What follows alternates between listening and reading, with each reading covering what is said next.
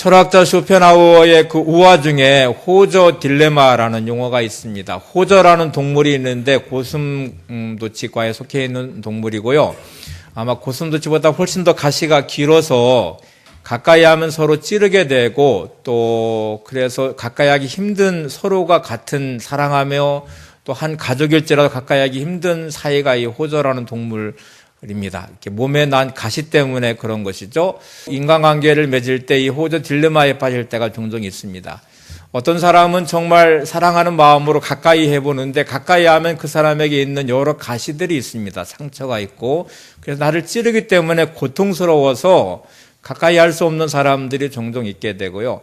관계를 아예 단절시키자니 또 그럴 수 없는 관계들이 있습니다. 그것이 한 가족이든 부부이든 때로는 같은 성도와의 관계이든 이렇게 그러면 이제 호저 딜레마에 빠지게 되는 거죠. 가까이 할 수도 없고 또 떨어지자니 떨어질 수 없고 이게 호저라는 동물은 가까이 하면 찌르기 때문에 가까이 할 수 없고 떨어지자니 또 가족 같은 경우 살아가는 사이가 떨어질 수 없기 때문에 더더군다나 추운 겨울이 되면은 겨울나기를 해야 되는데 그 몸의 체온을 유지하려면 모여 있어야 되는데 떨어질 수가 없기 때문에 온도를 유지하고 또 관계를 유지하면서 가시에 찔리지 않는 적당한 간격을 찾아내게 되고요. 그래서 그런 간격을 찾아서 관계를 유지하는 호저 딜레마를 극복하는 방법이죠. 신앙생활에도 이런 인간의 처세술처럼 이렇게 계산을 하면서 가까이 하지 않지만 또 멀리 떨어지지 않고 이런 적당한 자기의 처세술로 신앙생활을 유지하는 분들이 계십니다. 예수님이 저희들을 구원하실 때에는 우리에게 있는 가시들이 너무 많죠. 내 몸에 있는 죄의 가시들, 또 인간의 욕심과 욕망과 탐욕의 가시들, 하나님이 절대로 가까이 할 수 없는, 가까이 하지 못하는 죄된 모습들이 너무나 많이 있습니다. 그런 우리들을 영원히 버려두지 않으시고 관적을 두고 그냥 바라보지만 않으시고 예수님이 하늘 보자 버리시기 땅에 오셔서 우리의 모든 죄의 가시들 또 우리의 상처들을 다 끌어안으셨습니다. 그리고 본인 스스로 그 상처를 다 감당하셔서 피 흘린 십자가의 죽으심으로 우리를 구원하시고 하나님의 자녀가 되게 하셨습니다. 하나님의 사랑, 예수님의 사랑은 호저 딜레마를 극복하는 정도가 아니라 그거를 다 끌어안으셔서 우리를 구원하시고 하나님의 자녀가 되게 하셨습니다. 오늘 베드로에 대한 인물을 좀 살펴보려고 하는데 베드로는 결정적인 순간에 이 호저 딜레마에 빠져버렸습니다. 성경을 한번 보세요. 누가복음 22장 54절에 보면 이런 말씀이 있습니다.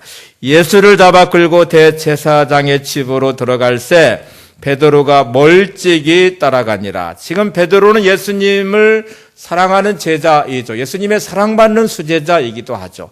예수님과 가장 가까이에서 동행했던 베드로가 오늘 이 말씀에 보면 멀찍이 예수님을 따라가고 있는 모습을 보게 됩니다. 가까이 하기에는 자기에게 손해가 또 피해가 고통과 어려움이 죽음이 올 수도 있다는 생각을 하게 되고 멀리 떨어지자니 예수님을 함께 했던 시간들이 있기 때문에 떨어질 수도 없고 그래서 호저 딜레마에 빠진 베드로의 모습. 왜 베드로가 멀찍이 예수님을 따라갔을까? 그 앞에 있는 구절이 그 내용을 지금 표현해주고 있죠. 이렇게 되어 있습니다. 예수를 잡아 끌고 대제사장의 집으로 들어갈새 이렇게 되어 있죠. 예수님이 잡혀서 대제사장에게 지금 끌려가고 있는 이 상황 가운데 베드로는 예수님을 가까이 따르면 예수님의 제자인 것이 발각이 되고 그러면 예수님이 잡히신 것처럼 자기도 잡힐 것 같고 잡히면은 가진 고문에 고통을 당하고 죽을지도 모른다는 생각 때문에 마치 가시에 찔릴 것 같은 호저와 동물같이 그런 생각 때문에 예수님을 가까이 갈 수도 없습니다. 그렇다고 예수님을 떠나서 도망가자니 예수님과 함께 해왔던 시간들이 있습니다. 주님의 사랑을 받은 수제자이기도 합니다. 예수님이 잡히시기 전날 밤에 모든 사람이 다 주를 버릴지라도 저는 절대로 주님을 버리지 않을 것입니다. 제 목숨을 버려서라도 제가 주님을 지킬 것입니다. 호언장담을 냈던 베드로였습니다. 그래서 지금 가까이 갈 수도 없고 도망갈 수도 없고 그러다 보니까 지금 베드로가 선택한 방식은 멀찍이 멀리 떨어져서 주님을 따라가는 모습을 보이고 있죠. 우리 안에 베드로 같은 모습들이 있습니다. 신앙생활하면서 어느 순간에는 은혜 받은 마음 때문에 주님은 나의 구주이십니다. 주는 그리스도에서 살아계신 하나님의 아들입니다.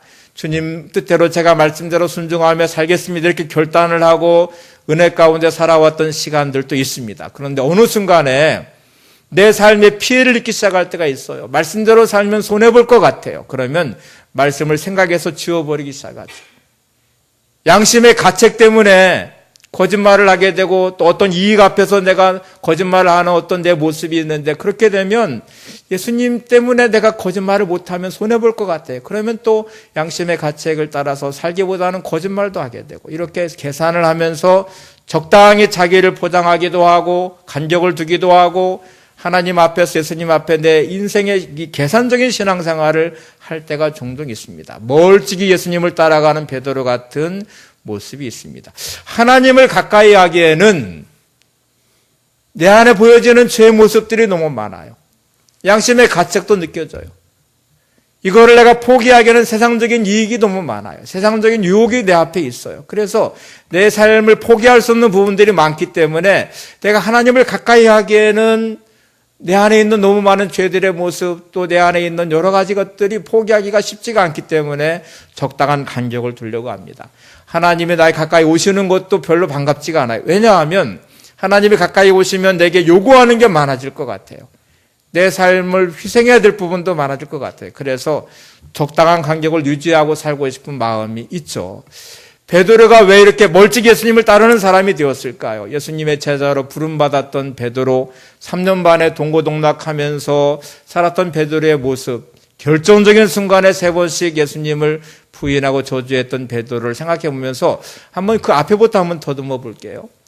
주님의 부름을 받았던 베드로는 배와 그물을 버리고 예수님을 따르는 결단을 하게 됩니다. 큰 결단이죠. 배와 그물을 버리고 예수님을 따르면서 이제 수제자로서 제자로서의 삶이 시작이 됐는데 예수님께서 하시는 말씀들이 얼마나 좋은 말씀들이 많은지 전에 한 번도 들어본 적이 없는 말씀을 듣게 됐어요. 그게 너무너무 행복했을 거예요. 그 말씀을 들으면서 은혜도 받고 감격도 하고 감동도 하고 내가 참 예수님의 제자로 이렇게 택함받은 거 너무 감사하다. 주님이 나를 부르셨을 때 내가 배와 그물을 버리고 예수님을 따른 거 내가 너무너무 잘했다. 그런 생각도 했을 거예요. 예수님이 행하시는 기적을 경험하기 시작했습니다. 많은 병자들을 고치기 시작했고 죽은 자를 살리시는 예수님을 보면서 수많은 무리들이 예수님을 따르기 시작했습니다. 그 가운데 베드로는 또 얼마나 흥분을 했겠어요. 주님 행하시는 기적을 보면서 야 정말 주님 대단하시다. 많은 병자를 고치시는 주님을 보면서 죽은 자를 살리시는 예수님 보면서 또 감동도 하고 감격도 하고 그렇게 따르는 수많은 무리들 중에 내가 예수님의 제자야. 그런 자부심도 아마 있었을 것이고 그런 정체성도 가졌을 거예요. 보리토 5개 물고기 2마리로 여자와 어린아이를 제외한 장정만 5,000명을 먹이시는 기적을 행하셨을 때는요. 사람들이 막 흥분을 했습니다. 그래서 예수님을 임금을 삼으려고 왕을 삼으려고 했어요. 베드로의 마음속에도 아마 그런 생각이 들기 시작했을 거예요. 아, 사람들이 예수님을 왕으로 추대하려고 하네. 예수님이 메시아시네. 다윗과 같은 왕권을 가지고 이스라엘을 회복시켜 주시면 로마로부터 해방시켜줘서 다윗과 같은 왕국을 이루시면 나는 예수님의 제자이니까 수제자이니까 나에게도 어떤 자리가 주어질 거야. 내가 정말 잘 선택했어. 이런 기대감도 아마 있었을 것이고 그런 마음이 있었을 거예요. 이 마음이 베드로에게만 있었던 게 아니에요. 예수님의 다른 제자들에게도 있었어요. 그래서 이런 욕심들이 다 마음속에 있는데 서로 표현을 안 하다가 결정적인 순간에 표출이 됐는데 가장 먼저 표출한 사람이 세베대의 2 아들인 야고보와 요한이었습니다. 예루살렘으로 올라가시는 예수님의 그 행렬을 따라가는 중에 야고보와 요한이 세베대의 또 아내인 그 야고보와 요한의 어머니가 이제 부탁을 하죠. 예수님께 제가 한 가지 부탁이 있습니다. 제가 한 가지 요청이 있습니다.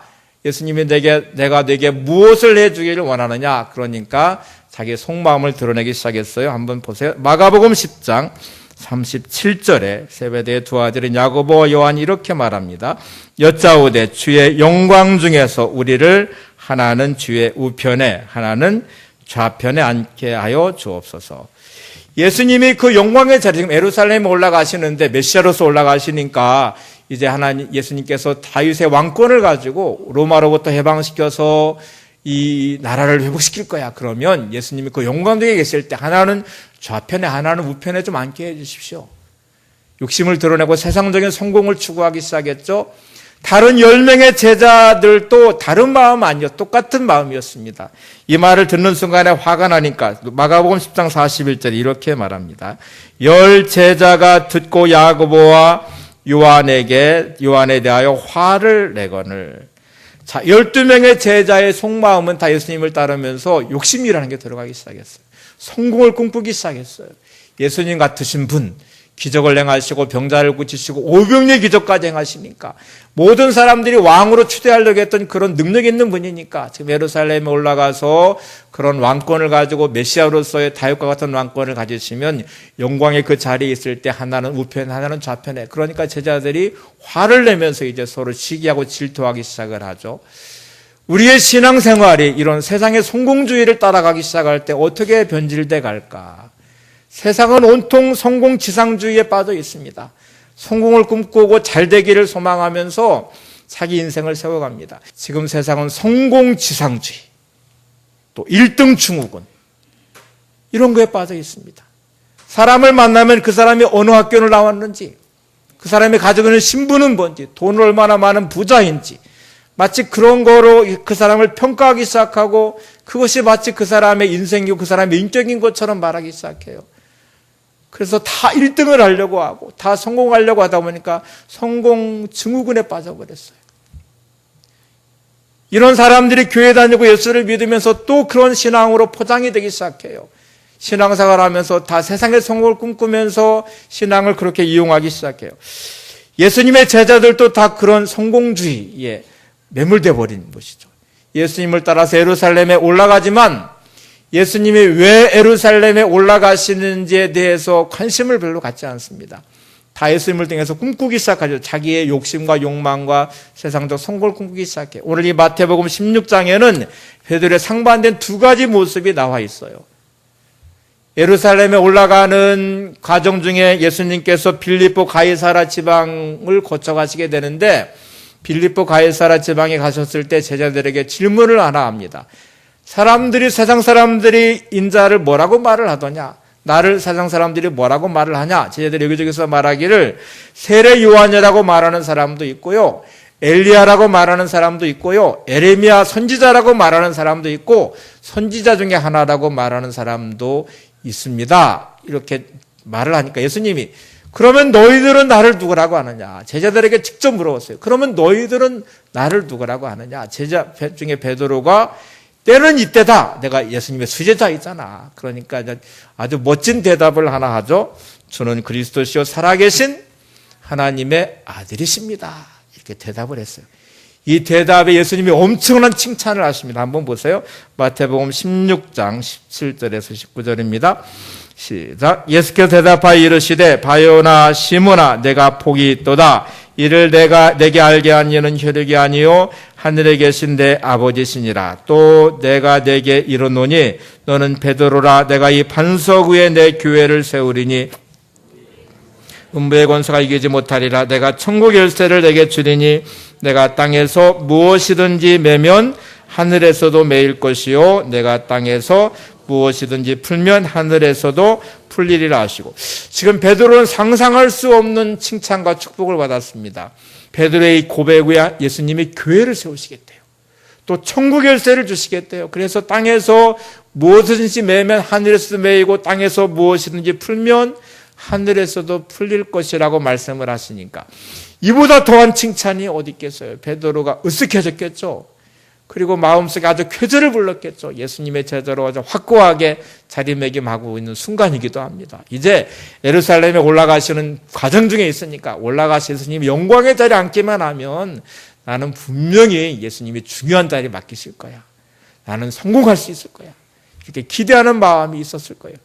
근데 너무나 놀랍게 예수님은 갑자기 말을 바꾸시기 시작해요. 이상한 말씀을 하기 시작하시는데 베드로가 절대로 수용할 수 없는 말씀을 하십니다. 마태복음 16장 21절을 보세요. 마태복음 16장 21절. 시작. 이때로부터 예수 그리스도께서 자기가 예루살렘에 올라가 장로들과 대제사장들과 서기관들에게 많은 고난을 받고 죽임을 당하고 제3일에 살아나야 할 것을 제자들에게 비로소 나타내시니, 올라가는 과정 중에 제자들의 다툼을 우리가 아까 살펴봤잖아요. 서로 누가 영광의 보좌에 앉아 있을 때, 영광의 자리에 있을 때 누가 우편에 있을 것인가, 좌편에 있을 것인가. 세베대 아들 야고보와 요한으로부터 시작해서 다른 제자들까지 막 화를 내면서 시기하고 질투하고 온통 관심이 그런 자리에 있었는데 갑자기 예수님이 말씀하시고 예루살렘에 올라가면 장로들과 서기관들과 대제사장들에게 내가 붙잡히게 될 것이고 많은 고문을 당하게 될 것이고 죽임을 당하게 될 것이다. 죽게 될 것이다. 베드로가 받아들일 수 있어요? 없어요? 받아들일 수가 없는 말씀을 지금 예수님이 하세요. 그래서 막 큰 소리로 항변을 하면서 절대로 그럴 수 없습니다. 이렇게 말하기 시작합니다. 마태복음 16장 22절을 보세요. 마태복음 16장 22절 시작. 베드로가 예수를 붙들고 항변하여 이르되 주여 그리 마옵소서 이 일이 결코 주께 미치지 아니하리이다. 자기가 생각했던 것과 너무 다른 말씀을 하시는 예수님의 말씀을 받아들일 수가 없습니다. 그래서 큰 소리로 항변하여 이르되 주여 절대로 그렇게 하지 마십시오. 그렇게 되면 안 됩니다. 예수님께서 갑자기 말씀을 앞에는 천국 열쇠를 너한테 준다. 내 후에 내가 교회를 세우겠다. 이렇게 칭찬하신 예수님이 갑자기 사탄아 내 뒤로 물러가라. 이렇게 말씀을 하세요. 그러면서 하시는 말씀이 마태복음 16장 23절에 이렇게 말씀하십니다. 내가 하나님의 일을 생각하지 아니하고 도리어 사람의 일을 생각하는도다. 지금 베드로가 하고 있는 이 말들은 하나님의 일을 생각하는 것이 아니라 사람의 일을 생각하는 것이다. 바로 이어서 또 말씀하시길 누구든지 제 목숨을 구원하고자 하면 잃을 것이요 누구든지 나를 위하여 제 목숨을 잃으면 찾으리라. 나를 따라오면 자기 십자가를 지고 나를 따르라. 이렇게 말씀도 하시고 마태복음 16장 26절을 보세요. 또 이렇게 말씀하세요. 사람이 만일 온 천하를 얻고도 제 목숨을 잃으면 무엇이 유익하리요 사람이 무엇을 주고 제 목숨과 바꾸겠느냐. 지금 예수님의 이 말씀은 베드로가 하고 있는 이 말이 하나님의 일이 아니고 사람의 일이라는 거예요. 제 목숨을 구원하려면 정말 너를 위한 길이라면 온 천하를 얻는 것보다 더 소중히 여겨야 될 것들이 있다는 거예요. 영혼의 가치이죠. 주님을 따르려면 십자가를 지고 따라야 된대요. 지금 베드로의 마음이 왜 하나님의 일을 말하지 않고 사람의 일을 말하는 사람이 되었을까요? 지난주 말씀으로 표현하면 베드로의 마음의 무게중심이 지금 어디에 가 있는 거예요? 예수님에게 가 있는 게 아니잖아요. 자기 자신에게 있는 것이죠. 예수님을 통해서 출세하는 것을 꿈꾸는 것이죠. 성공을 꿈꾸는 것이죠. 지금 나의 신앙생활이 그런 모습은 아닌가? 참된 신앙은 주님을 사랑하는 것입니다. 주님의 그 사랑의 관계 안에서 그 사랑을 누리는 것이에요. 날마다 주님과 더 친해지는 방법이란 부제가 붙은 홍기영 목사님의 책 중에 더 가까이라는 책이 있습니다. 아주 재미있는 질문을 하나 하고 질문에 대답을 해요. 이런 질문을 하나 했어요. 만약에 램프 요정 지니가 실제로 존재하고 있다면 그리고 내 앞에 있으면 당신은 지니에게 소원을 말하고 그 소원이 이루어지기를 바라겠습니까? 아니면 예수님께 기도를 하겠습니까? 램프의 요정인 지니가 내 앞에 있으면 세 가지 소원은 무조건 다 이루어주잖아요. 그러면 지니에게 소원을 말하겠어요? 아니면 예수님께 기도를 하시겠어요? 대답하기가 곤란하시죠? 이제 대답도 한번 제가 그대로 인용해 볼게요. 물론 우리는 주님이라고 대답할 겁니다. 그런데 지니에게 마음이 흔들리는 이유는 무엇일까요? 하나, 지니는 비비면 나오지만 주님은 간절히 기도해도 침묵하시는 경험을 하기 때문입니다. 둘, 지니에게는 세 가지 소원을 잘 말하면 되지만 주님에게 소원을 말하는 순간 내 소원에 문제가 없는지 고민하게 합니다. 셋, 결정적인 차이점은 지니는 소원을 들어주고 램프 속으로 들어가지만 주님은 나와 같이 살고자 한다는 것입니다. 지니에 비하면 주님은 참 부담스러운 분이십니다. 주님께로 더 가까이 간다는 것은 기도의 응답을 받고 그분을 영접함으로 끝나는 것이 아니라 여기서 시작된다는 것입니다. 우리가 믿는 주님은 지니인가요? 주님인가요? 나에게 예수님은 어떤 의미인가요? 지니는 비비기만 하면 나와요. 나와가지고 소원을 말하면 다 들어줘요. 어떤 소원이든 들어줘요. 근데 예수님께 기도를 아무리 해봐도 때로는 침묵하시는 예수님, 응답 안 해주신 예수님 때문에 답답할 때가 있어요. 진이는 소원을 말하면 어떤 소원이든 세 가지를 들어주니까 그거 뭐 고민할 필요가 없어요. 근데 예수님께 소원을 말할 때에는 이 소원이 맞는 것이니 틀린 것이니 하나님이 기뻐하실지 싫어하실지 생각을 해봐야 돼요. 진이는 소원을 이루어주고 램프 속으로 들어가 버리니까 상관할 이유가 없어요. 주님은 소원을 이루어 주시는 것을 넘어서 나랑 함께 살고자 하신대요. 주님과 함께 살려면 내가 변화돼야 되거든요. 내가 가진 욕심도 버려야 될 것 같고, 내가 가진 잘못된 죄의 습관들도 버려야 될 것 같고, 내가 변해야 될 것 같은데 변화되려고 하니까 내가 가지고 있는 게 너무 아까운 것이 많아요. 포기하고 싶지 않은 것들이 많아요. 그래서 우리는 정말 주님이 진이 같았으면 좋겠다, 그런 생각을 무의식적으로 할 때가 있다는 거예요. 여러분의 신앙생활은 어떠신 것 같아요? 예수님이 정말 원하시는 것은 우리와 교제하기를 원하십니다. 사랑의 친밀한 관계를 원하십니다. 내가 주님을 대할 때 이 마음이 필요해요. 내가 주를 사랑하는 마음으로 주님과 함께하고 싶어 하셔야 돼요. 주님과 사랑의 관계에 있는 것을 행복해 하셔야 돼요. 사랑의 관계는 상대방을 수단으로 삼지 않습니다. 상대방을 이용 도구로 삼지 않습니다. 상대방을 이용하지 않습니다. 나의 신앙생활은 주님을 이용하고자 하는 마음은 없는지, 내 욕심을 충족시키는 수단으로 삼고 있지 않는지. 지금 베드로의 가장 큰 문제는 예수님을 수단으로 생각하고, 제자들의 지금 욕심은 세상의 성공을 꿈꾸면서 예수님의 그 영광의 자리에 있을 때 그 세상의 성공의 자리에 앉고 싶어하는 욕심을 드러내기 시작했잖아요. 주님이 잡히실 때의 베드로는 그 손해보는 것을 계산하면서 멀찍이 따라가고 있는 베드로의 모습, 가까이 할 수도 없고 떠날 수도 없는 베드로의 모습, 오늘 지금 내 안에 있는 내 모습은 아닌가요? 주님을 사랑한다고 말할 때에는 주님을 이용 대상으로 삼지 마셔야 됩니다. 주님의 귀한 사랑을 누리셔야 되고 주님과 친밀한 관계로 행복하셔야 됩니다. 옆에 분 보시면서 주님과 친해지시기 바랍니다. 여러분, 주님과 친해지시기 바랍니다.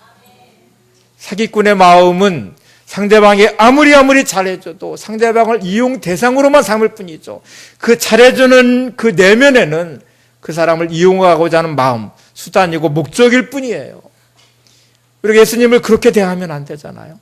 주님이 나를 대하실 때는 계산하지 않는 사랑으로 대하시고, 우리에게 찔리는 그 가시 상처를 입지만 우리를 끌어안아 주시고 십자가 지심을 구원하신 하나님의 자녀가 되게 하셨는데, 우리는 자꾸 주님을 이용 대상으로 삼는 진이 같았으면 좋겠다. 내 삶을 간섭하지 말고 그냥 내가 바라는 소원만 이루어졌으면 좋겠다. 나는 변화되지 않아도 내가 가지고 있는 그대로 그냥 그 모습 그대로 그냥 살고 주님이 내 소원만 이루어주시면 좋겠다. 그러니까 내가 변화되지 않는 거죠. 죄의 모습 그대로 살아가고 욕심 그대로 가지고 있고 욕망과 탐욕에 사로잡혀 있는 모습이 내 안에 가득할 때가 많습니다. 자녀를 사랑하는 부모님들은 어린 자녀들 함께하는 그 시간이 행복한 거잖아요.